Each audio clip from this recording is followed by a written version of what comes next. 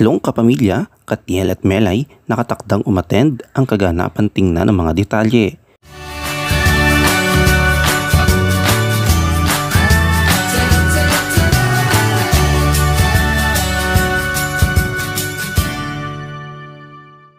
Nakaschedule sina Catherine Bernardo, Daniel Padilla at Melay Cantiveros na dumalo sa 2023 Asia Artist Awards sa Pilipinas. Ayon sa sulat ng Star News Korea, ang tatlong kapamilya stars ay dadalo sa okasyon sa 13 ng December sa Philippine Arena sa Bulacan. Si Catherine Bernardo ay kamakailan lamang itinanghal bilang natatanging bituin sa Asia sa Seoul International Drama Awards. Siya mismo ang tumanggap ng parangal sa Korea. Kamakailan din, siya ang pangunahing bida sa pelikulang A Very Good Girl na ang Star Cinema sa unang ipinalabas sa Hollywood noong October.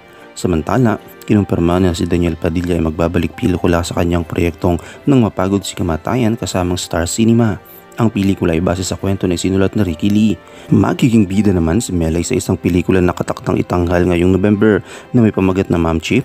Ito ang unang produksyon ng Pulp Studios, ang film company ng Pulp Live na isa sa mga co-host ng AAAA sa Pilipinas. Ang pelikula ay kinunan sa South Korea. Kasama rin sa mga Filipino stars na nakumpirma na dadalo sa kaganapan ay si ang SB19 at ang Horizon. Magiging co-host ng Pulp Live Awards sa IAAA 2023 kasamang Star News, Asia Artist Awards Organizing Committee at Tons Entertainment. Sinabi ng Pulp COO Happy Sigo ay aniya, "We at Pulp Life World are very honored to have been chosen as the Philippine partner to host this year's Asian Artist Awards. We look forward to the privilege of showcasing the very best of our country's warmth and hospitality to Asia's great stars and to making this year's AAA's a tremendous success for everyone involved."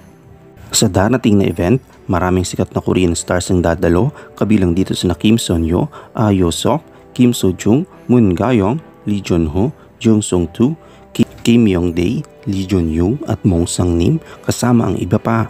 Marami ring K-pop acts na kumpirmadong dadalo sa award ceremony tulad ng Stray Kids, ITZY, The Boys, Stacy, K-Pierre, Blapilus at Tempest kasamang iba pa. Gayon din sa darating na Asia Artist Awards ng Pilipinas, makakasama nga P-pop groups na SB19 at Horizon. Noong September 18, inihag ng Star News ng Korea ng bagong grupo ng mga artistang magpapa-participate sa award ceremony na magaganap sa Philippine Arena sa December 14. Nagpapasalamat ang Horizon sa kanilang mga tagahanga sa suporta ngayong taon na nagbukas ng pinto para sa kanila na maging bahagi ng show. Ang Philippine concert organizer na Pulp Live World ang magiging co-host ng event kasamang Star News, Asia Artist Awards Organizing Committee at Tons Entertainment. Anong inyong komento kaugnay dito? Shoutout tayo kay Karel Kong, kay Chris Jerry Cruz at kay Gloria Tortuga. I-comment mo lang ang inyong opinion sa comment section at huwag kalimutang i-like, i-follow, i-subscribe ang bcgram.net para sa mga latest happenings.